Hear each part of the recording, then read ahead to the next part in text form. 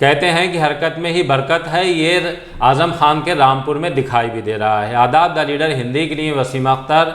जब से आज़म खान के मीडिया प्रभारी फसाहत अली खान शानू का बयान आया है, उन्होंने समाजवादी पार्टी के राष्ट्रीय अध्यक्ष अखिलेश यादव पर निशाना साधा है और गंभीर इल्ज़ाम लगाए हैं। आज़म खान को लेकर तमाम बातें कही हैं कि किस तरह से अखिलेश यादव नहीं चाहते कि आज़म खान जेल से बाहर निकल कर आएँ। उनके इसी बयान को लेकर अभी तक हंगामा मचा हुआ है राजनीतिक गलियारों में। ख़ास तौर से समाजवादी पार्टी इस मामले को लेकर बैकफुट पर है।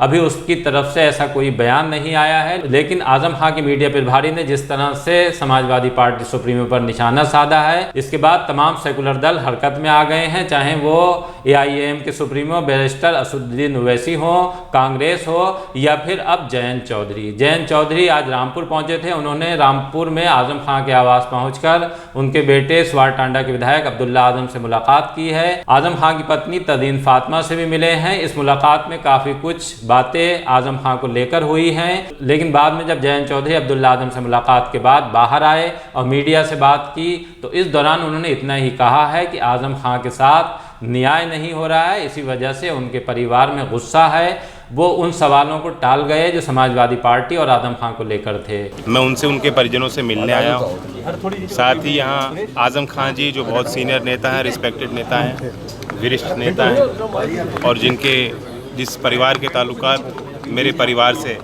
3 पीढ़ी के हैं, आज मैं उनके परिजनों से, अब्दुल्ला से और उनकी माताजी से मिल के आया। नहीं, ये तो लोकतंत्र में होता है, अलग अलग राय होती हैं, एक दल में भी अलग अलग राय हो सकती हैं और आंतरिक लोकतंत्र का यही प्रमाण होता है कि एक आज़ादी मिलनी चाहिए कार्यकर्ताओं को। जब कोई हार हुई है उसके बाद उसकी समीक्षाएं भी हो रही हैं, हम लोग भी समझने की कोशिश कर रहे हैं कहाँ क्या कमियां हुई, कैसे उनको हम दूर करें, ताकि जो अगला पड़ाव होगा लोकतंत्र को बचाने के लिए, देश के संवैधानिक मूल्यों की रक्षा करने के लिए, किसान और गरीब की सेवा करने के लिए हम बेहतर तरीके से प्रदर्शन कर पाएँ। बहरहाल जिस तरह से प्रमुख दल आज़म खान में दिलचस्पी ले रहे हैं, उससे साफ दिख रहा है कि आने वाले दिनों में कोई ना कोई ऐसी चीज़ सामने आ सकती है आज़म खान की तरफ से, समाजवादी पार्टी के लिए चौंकाने वाली होगी या उसके लिए कमजोरी का सबब बन सकती है। कांग्रेस के सीनियर लीडर ने भी आज़म खान के सामने प्रस्ताव रखा है कि कांग्रेस में शामिल हो जाएं, उन्हें पूरा सम्मान दिया जाएगा। जहां तक असदुद्दीन ओवैसी का सवाल है, तो उनकी तरफ से लगातार ये प्रस्ताव जा रहे हैं वो यूपी में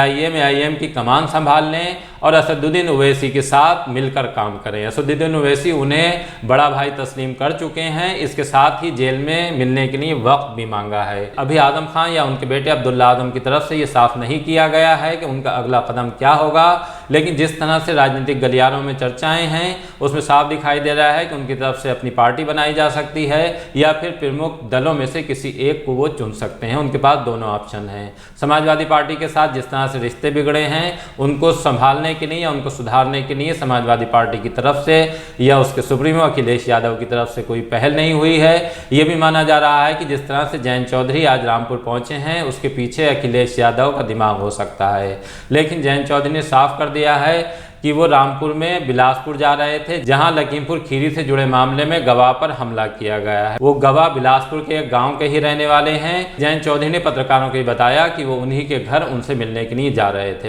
देखिए, मैं किसी और नेता के पक्ष को यहाँ नहीं रख सकता, ना ही कोई सफाई देने आया हूँ। मैं इतना ही कहूँगा कि मेरी संवेदनाएँ इस परिवार के साथ हैं। चौधरी अजीत सिंह जी आज़म साहब का बहुत इज्जत करते थे और हम सबकी इच्छा है कि जिस तरह से वो प्रताड़ित किया गया है इस परिवार को, ये लोग हिम्मत वाले हैं, ये लड़ते रहें। मुलाकात यही भी उन्होंने बताया कैसे कैसे जो मुकदमे दर्ज हुए हैं, उनके स्वास्थ्य के बारे में, वेदांता में जिस तरह से उनके जब एक उनको उम्मीद थी कि प्रशासन की तरफ से उनको एक राहत मिलनी चाहिए थी, नहीं हो पाई और अभी भी कोर्ट में जो सुनवाई चल रही है, जब जजमेंट उनके बेल का ऑर्डर रिजर्व हो चुका है, कई महीनों से सुनवाई उस पर जो जिस तरह से होनी चाहिए तीव्र गति से नहीं हो पा रही है, तो ये एक निराशाएं हैं। लेकिन वहीं मैंने अब्दुल्ला से बात की, मैंने महसूस किया कि बहुत कम उम्र में एक अच्छे मनोबल वाले एक जनप्रतिनिधि जनता को मिले हैं, हिम्मत वाले हैं और इनका जज्बा है कि लड़ते रहेंगे। बहरहाल अब्दुल्ला आज़म और जयंत चौधरी के बीच क्या क्या बातचीत हुई है, ये आने वाले वक्त में जब कोई आज़म खान की तरफ से कदम उठाया जाएगा उससे साफ हो जाएगा।